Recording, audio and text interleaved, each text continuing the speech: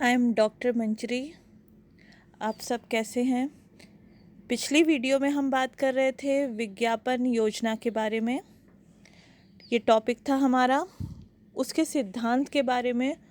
और next video में हमने पढ़ा विज्ञापन योजना प्रक्रिया के बारे में। नेक्स्ट हमें विज्ञापन योजना के मूलभूत क्षेत्र के बारे में जाना, जिसको 6 भागों में बांटा जा सकता है, जिसमें फर्स्ट पॉइंट बाजार का विश्लेषण, सेकंड पॉइंट फर्म तथा थर्ड पॉइंट उपभोक्ता के बारे में समझ रहे थे। इसी में आगे हम समझेंगे कि किस श्रेणी के उपभोक्ता के लिए विज्ञापन कैंपेन तैयार करना है। उपभोक्ता की मानसिकता के बारे में तो अब हम पढ़ेंगे। एक विज्ञापन कैंपेन का सृजन करते समय ये जानकारी आवश्यक रूप से होनी चाहिए कि किस श्रेणी के उपभोक्ता के लिए विज्ञापन कैंपेन तैयार कर रहे हैं। इट मीन्स कि विज्ञापन कैंपेन का सृजन जब करते हैं तो ये जानकारी हमें होनी चाहिए कि किस श्रेणी के उपभोक्ता के लिए, कि वो जो उपभोक्ता है वो कौन सी श्रेणी में आता है, उसकी मानसिकता क्या है, उसके बारे में वो क्या चाहता है। उपभोक्ता की मानसिकता के बारे में जानकारी लेना आवश्यक है। मानसिकता के बारे में कि वो क्या चाहता है, उसकी क्या मानसिकता है, वो प्रोडक्ट को किस तरीके से यूज़ करता है, किस तरीके से लेता है, या वो क्या चाहता है। जैसे संभावित उपभोक्ता का जीवन स्तर, आय वर्ग, वह कहाँ रहता है, उसकी आयु, स्त्री है या पुरुष, शिक्षा स्तर, मनोरंजन के साधन, भाषा आदि की पहचान करना आवश्यक है। उपभोक्ता की मानसिकता के बारे में, जैसे कि उसका जीवन स्तर, यानी कि वो क्या अपने लाइफ में क्या चीज़ यूज़ करता है, उसे क्या पसंद है। आय वर्ग, यानी उसकी आर्थिक स्थिति कैसी है और वो कौन से वर्ग से बिलोंग करता है। कहाँ रहता है, यानी मिडिल क्लास है, किस जगह रहता है, किस तरह के एरिया में रहता है, और वहाँ पे कौन कौन से प्रोडक्ट ज़्यादा बिकते हैं। आयु उसकी क्या है, बच्चा है या बड़ा है, स्त्री है या पुरुष है, और शिक्षा का उसका स्तर क्या है, कि वो पढ़ा लिखा है या फिर वो कम पढ़ा लिखा है। मनोरंजन के साधन, मतलब उसे क्या क्या पसंद है। और भाषा, कि वो ऐड की जो लैंग्वेज है उसे समझ भी पाएगा या नहीं समझ पाएगा। ये सब पहचान करना आवश्यक होता है। नेक्स्ट पॉइंट है इसका उत्पाद। विज्ञापन योजना के सभी कार्य उत्पाद को बेचने के लिए ही किए जाते हैं, इसलिए जिस वस्तु के लिए विज्ञापन योजना का निर्माण किया जाता है वह विज्ञापन में सबसे महत्वपूर्ण है। अच्छी गुणवत्ता वाली वस्तु बाजार में अपनी स्थिति को मजबूत बनाए रखेगी।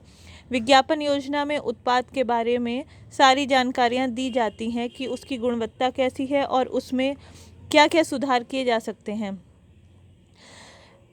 इसमें देखिए, इसमें उत्पाद को, सभी कार्य उत्पाद को बेचने के लिए, उसे यानी सेल करने के लिए किए जाते हैं। इसलिए जिस प्रोडक्ट के लिए विज्ञापन योजना को बनाया जाता है वह विज्ञापन में सबसे इम्पॉर्टेंट है। अच्छी गुणवत्ता वाली, यानी अच्छी क्वालिटी वाली, जितनी अच्छी क्वालिटी वाला प्रोडक्ट बाज़ार में अपनी स्थिति को मजबूत रखेगा वो उतना ही ज़्यादा बिकता है। अगर क्वालिटी अच्छी होगी तो वो उतना ही ज़्यादा बिकेगा, नहीं तो लोग एक बार लेंगे और नेक्स्ट टाइम उसे नहीं लेंगे, चेंज कर देंगे।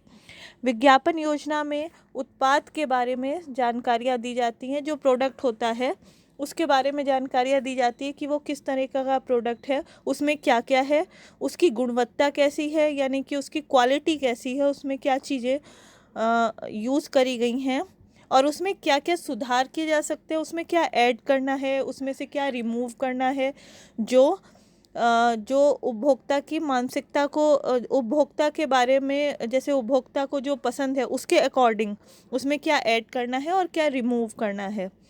नेक्स्ट पॉइंट है आपका प्रतिस्पर्धी, यानी कॉम्पिटिटर। प्रतिस्पर्धी का विश्लेषण करते समय इस बात पर ध्यान दिया जाता है कि बाजार में उसका वास्तविक प्रतिस्पर्धी कौन है। बाजार में उस प्रकार की वस्तुएं बनाने वाली और भी कंपनियां होंगी, उनमें मुख्य कौन सी है जिनका बाजार पर नियंत्रण है, वे उसकी वास्तविक प्रतिस्पर्धी है। इट मीन्स कॉम्पिटिटर का विश्लेषण, यानी उसके बारे में बताते हुए इस बात का ध्यान दिया जाता है कि बाज़ार में रियल कॉम्पिटिटर कौन है उसका, मतलब उसके जैसा ही प्रोडक्ट जो दूसरा बना रहा है वो उसका रियल कॉम्पिटिटर होगा। उस तरह की वस्तुएं ही बनाने वाली और भी कंपनियां होंगी। जो प्रोडक्ट आपका है, जो वस्तु आपकी है, उसी तरह की सेम वस्तु बनाने वाली और भी कंपनियां होंगी। उनमें से जो मेन है, जो पहले से चल रही है और जिसका बाज़ार पर कंट्रोल है, वो उसका वास्तविक प्रतिस्पर्धी है, वो उसका मेन कॉम्पिटिटर है। जो प्रोडक्ट आप सेल कर रहे हैं, आप सेल करना चाह रहे हैं, वैसा ही जो दूसरा बाज़ार में प्रोडक्ट है वो उसने कितना बाज़ार पर नियंत्रण कर रखा है, वही उसका रियल कॉम्पिटिटर है। नेक्स्ट पॉइंट है आपका विज्ञापन लक्ष्यों का निर्धारण। लक्ष्य मीन्स गोल, इनका निर्धारण करना। जो आपने सोच रखा है कि हमारे जो विज्ञापन है उनका लक्ष्य क्या है हमारा, कि हमें उससे क्या क्या अचीव करना है, उससे हमें क्या क्या उससे हमें पाना है। जो हमारा गोल है, एक मेन टारगेट लेके जो चलते हैं कि हमें इतनी जगह इतनी अपना प्रोडक्ट को सेल करना है, और ये सब चीज़ें जो होती हैं वो टारगेट में आती हैं। इसमें देखेंगे विज्ञापन योजना का कार्य अधिक बेचने में सहायता करना है। ब्रांड का विश्लेषण करने से प्राप्त होने वाले तथ्यों को आधार बनाकर भविष्य की विज्ञापन योजना बनाई जाती है। बाजार के विश्लेषण द्वारा प्राप्त तथ्यों को आधार बनाकर विज्ञापन लक्ष्य निर्धारित किए जाते हैं। विज्ञापन योजना के भिन्न भिन्न उद्देश्य हो सकते हैं। इट मीन्स इसका कार्य इस अधिक बेचने में सहायता करना है, यानी प्रोडक्ट को अधिक सेल करने में सहायता करना है। ब्रांड का एनालिसिस करने से जो फैक्ट निकलते हैं वो उसका बेस बनाकर फ्यूचर की विज्ञापन योजना जो है वो बनाई जाती है। उसका एनालिसिस करके, ब्रांड जो है उसका एनालिसिस करके कि उसमें क्या हमें करना चाहिए, क्या नहीं करना चाहिए, उन्हें फैक्ट बना के उसके बेस के आधार पर आने वाले फ्यूचर में विज्ञापन योजना बनाई जाती है। बाजार के एनालिसिस द्वारा जो फैक्ट बनाए जाते हैं, बनाकर विज्ञापन का जो टारगेट होता है वो निर्धारित किया जाता है। विज्ञापन योजना के अलग अलग ऑब्जेक्टिव हो सकते हैं, जैसे कि नंबर 1, अपने उत्पाद या ब्रांड के प्रति उपभोक्ता की जागरूकता के स्तर और जिज्ञासा को बढ़ाना। यानी अपने प्रोडक्ट या ब्रांड के प्रति उपभोक्ता यानी जो खरीद रहा है उस प्रोडक्ट को, उसमें अवेयरनेस और क्यूरियोसिटी पैदा करना, कि अवेयरनेस पैदा करना कि हाँ उसमें क्या है, और क्यूरियोसिटी कि उसमें क्या क्या चीज़ें हो सकती हैं, और अवेयरनेस, जागरूकता पैदा करना। नेक्स्ट पॉइंट नंबर 2, उत्पाद के प्रति उपभोक्ता की धारणा और रुख को बदलना।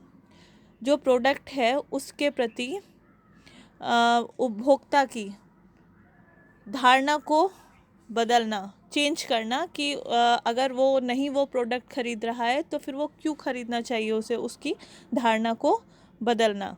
नंबर 3, उपभोक्ता के खरीदने के उद्देश्य को प्रभावित करना। उपभोक्ता के खरीदने के ऑब्जेक्टिव को इफ़ेक्टिव करना, कि हाँ क्यों उसे उसका उद्देश्य को प्रभावित करना चाहिए, कि क्यों खरीदना चाहिए, उसमें क्या क्या क्वालिटी है उसके अकॉर्डिंग, उपभोक्ता के अकॉर्डिंग।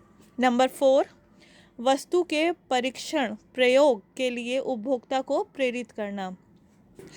प्रोडक्ट की टेस्टिंग के लिए, एक्सपेरिमेंट के लिए उपभोक्ता को इंस्पायर करना। 5th पॉइंट है वस्तु का प्रयोग एक बार करने के पश्चात बार बार प्रयोग करने की आदत डालने के लिए उपभोक्ता को प्रेरित करना। वस्तु का प्रयोग एक बार करने के बाद जिससे वो दोबारा उसकी हैबिट पड़े उसी चीज़ की, इसलिए उपभोक्ता को प्रेरित करना, इंस्पायर करना, कि आप एक बार वो प्रोडक्ट को यूज़ करता है तो उसे अच्छा लगता है तो वो बार बार उस चीज़ को ख़रीदता है, उसकी आदत पड़ जाती है उसी चीज़ को लेने की और उसे यूज़ करने की। नंबर 6, अन्य वस्तुओं से उपभोक्ता को अपनी वस्तु की तरफ परिवर्तित करना। जो अन्य प्रोडक्ट हैं उससे उपभोक्ता को अपनी वस्तु की तरफ यानी अपने प्रोडक्ट की तरफ कन्वर्ट करना।